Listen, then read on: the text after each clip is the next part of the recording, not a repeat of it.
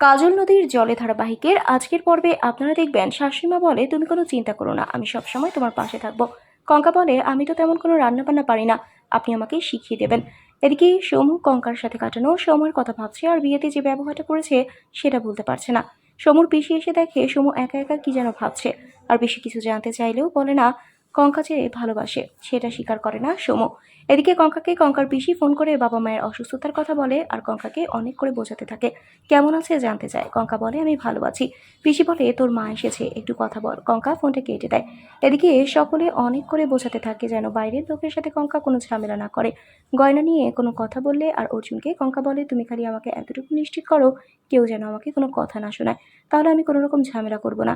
এদিকে সমু কবিতা লিখতে লিখতে কঙ্কার স্বপ্নে হারিয়ে যায়, আর দেখে কঙ্কা এসেছে। তখন সমুর মা এসে অর্জুনের বিয়ের অনুষ্ঠানে যেতে বললে, আর এদিকে ওই মহিলারা এসে আবারও গয়না নিয়ে কঙ্কাকে কথা শোনাতে থাকে।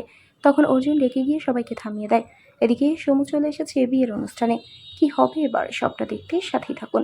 বন্ধুরা, আজকের পর্ব নিয়ে আপনাদের কি মতামত জানিয়ে দিন কমেন্ট করে। নিয়মিত সিরিয়ালের আপডেট পেতে আমাদের চ্যানেলটি সাবস্ক্রাইব করে সাথেই থাকুন।